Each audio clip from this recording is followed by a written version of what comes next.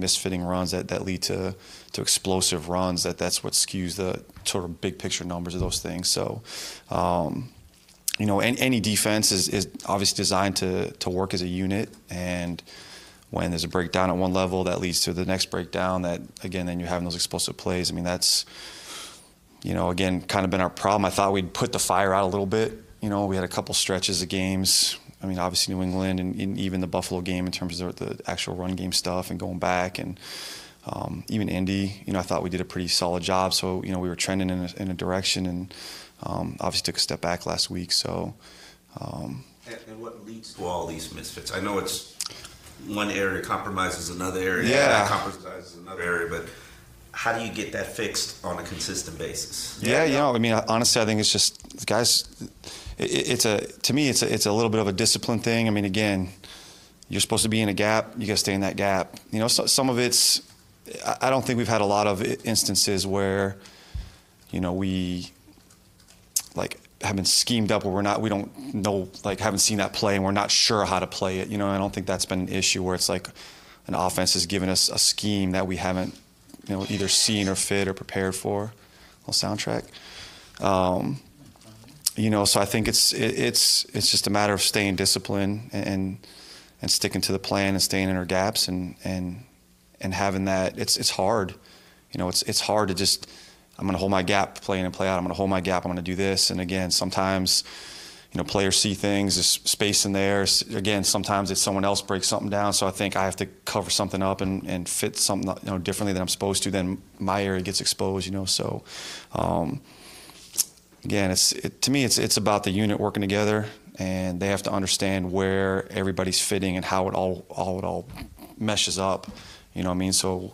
Looking back at last week's game, a little bit of that, again, was us talking about, hey, when this happens, you have to understand how you're affecting the rest of the team. And so, I mean, again, it's about being disciplined and staying in your role. I think maybe it was after the Houston game, you were pretty adamant that, yes, we can get better coaches, but at some point the players just need to execute what have been called. Mm-hmm. Has your overview of what's gone wrong this year changed, or do you still think calls are sound, the scheme is sound, it's just the players aren't playing it? Yeah, I think I don't know that's the right way to look at it. I mean, obviously I'm not putting out unsound schemes. I don't think anything that we do is unsound. I mean, I challenge anyone to prove otherwise in terms of that sense. But I don't think. I mean, I think it's been different week to week. So I mean, I don't want to just say hey, I'm doing my job and they're screwing up. I mean, it's all of us in this together. I mean, so, what we're asking certain players to do and as a coaching staff, I think it's our job to look at the skill set of our players and what their strengths are and try to utilize those strengths. And obviously we've had a lot of moving pieces, so trying to kind of keep that target moving around and figure out how to utilize the players that we have available to us week in and week out. So, I think it's just a combination of all of us. I mean, we're not going to sit here and point fingers, and I'm not going to say it's the players' fault, or maybe they're saying it's our fault, or they just don't want to answer. I don't know, but we put a scheme together that fits what we think is going to help us win a ball game, and they try to go execute it. And it doesn't always happen, obviously, but that's how we operate. I understand completely, but when you put up the numbers you guys have this year, people are going to ask why. Yeah. They're going to try to figure out what needs to change. And sometimes people understand what's wrong, and sometimes they don't. Mm-hmm. What could you have done better this year? Man, you guys are already wrapping up the season here, guys. I'm trying to win a ball game, so I'm trying to figure out how we can stop the Jacksonville Jaguars this week.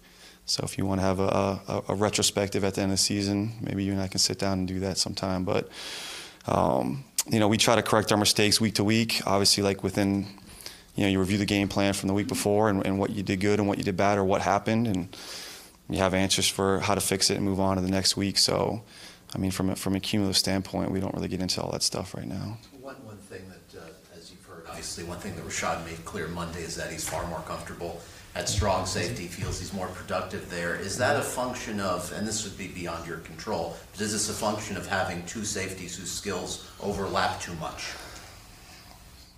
Rashad hasn't expressed any of that to me directly. But no, I mean, I think, the way we deploy our safeties, a little bit, we don't, let's get too far into detail. We don't have an in-the-box safety and a back safety.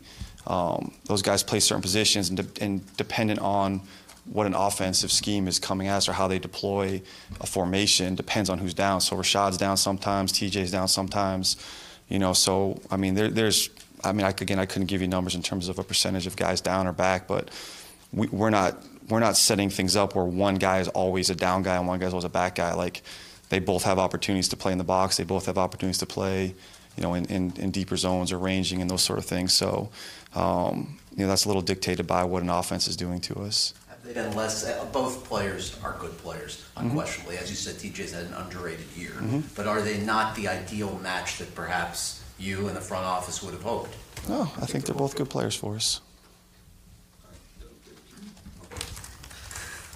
With the pass rushing, only the Raiders have produced less sacks. I know it's not all about sacks, but the pressures are not consistent as well.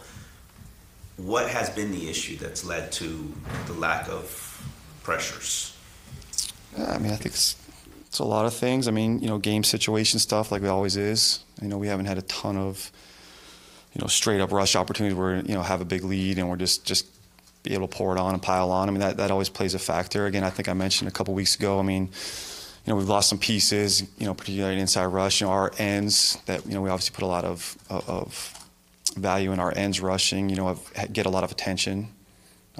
Certainly, Cam and Robert and those guys are getting chipped and getting doubled a lot, which again, to me, some of that shows up in some of their stuff. I mean, our turnovers and some of the interceptions and some of those things we've been able to do on a positive side of things, some of that's an offshoot. And again, if they're taking people out of the routes and paying so much attention to our rush, or people are worried about those guys and getting rid of the ball quick and those sort of things, I mean, I think that shows up in some of the other areas that we've had success. So, again, we do try. I mean, obviously, we want sacks. I mean, that's not something we're trying to avoid. But, again, offenses can do things to limit those issues, and we have to take advantage of, what they're giving up. What an offense is giving up to protect on our ends or to get rid of the ball quick, we have to take advantage of those in other areas, which, we've had some success, obviously, with particularly in the takeaway area.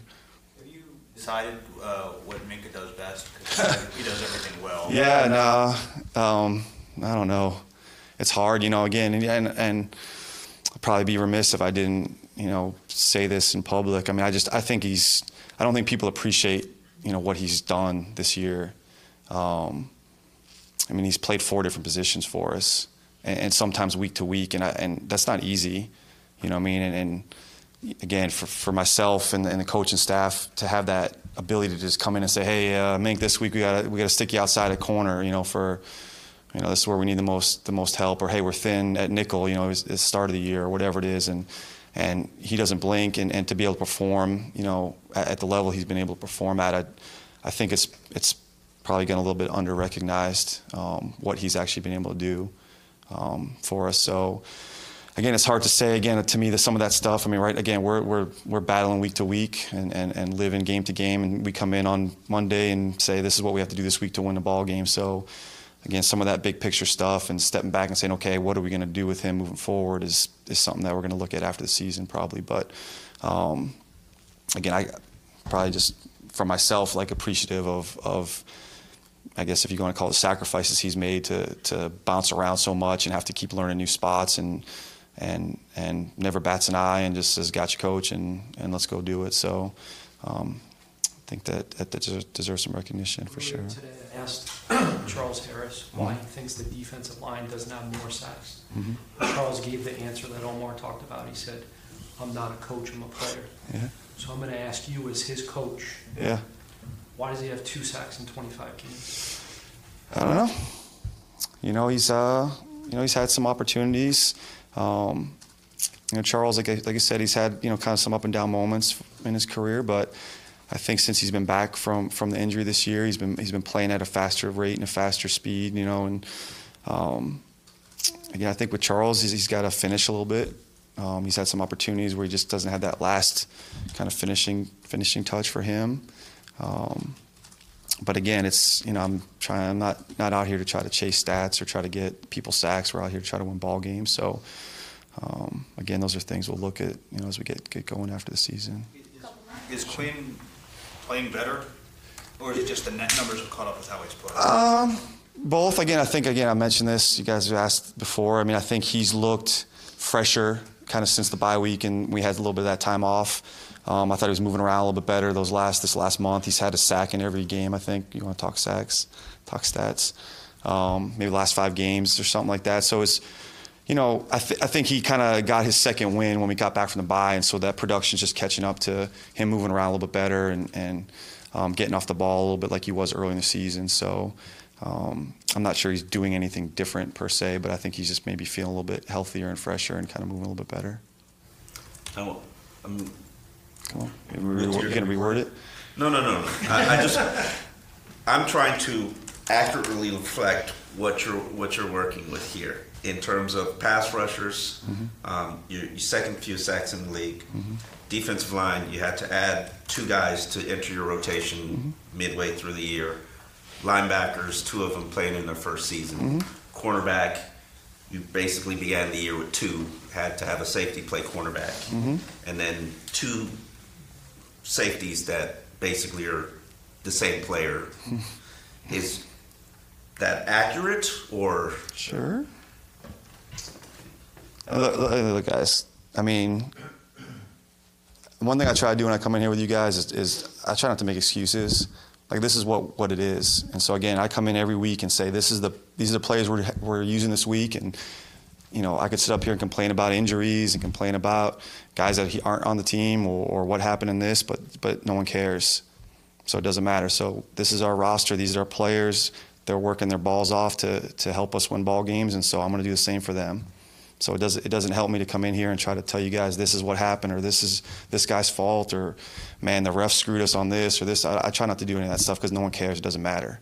So we come in here, try to put our best plan together. Players try to do their best to execute that game plan and play hard, and we're going to try to go win another ball game this week. Just doing the same thing. So sure, I can complain about missing a Pro Bowl corner last week and this and that, and having 2 D tackles that we got off the street a couple weeks ago. I mean, yeah, that's great, but no one cares. Doesn't matter. You guys don't care. The fans don't care. We don't care. We're going to go out to win a ball game with whatever 46 guys we got ready to play on Sunday. So we're going to do that again this week. All right, thank you. How's that? All right, guys. Thanks, man. Good one, sir.